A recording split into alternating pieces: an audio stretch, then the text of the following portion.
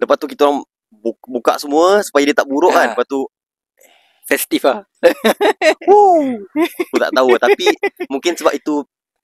Betul lah, dia sebab kita origin daripada sana. Betul. Mesti akan ada something yang buat kita craving benda kat sana. Betul. Macam aku sendiri pun, aku ada satu makanan daripada Kelantan yang aku tak boleh claim tu makanan Kelantan. Faham. Tapi sebab aku senang dapat kat Kelantan, aku rasa aku craving macam lemak bakar.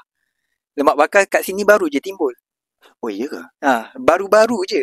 Setahu aku lah. Bukan aku nak memandaikan orang cakap aku memandai. So baru kebelakangan ni je baru ada nasi kerabu lemak bakar apa benda. Tapi benda tu sebenarnya dah lama dah kat Kelantan. Lemak bakar ni, makan lemak ni dah lama dah benda ni. Okey, macam ni lah. Lemak ni sebenarnya orang makan sebab taste ataupun sebab texture. Taste dan texture. Kalau aku lah, sebab rasa kot. Sorry Dos, rasa ada dua, satu taste, satu texture.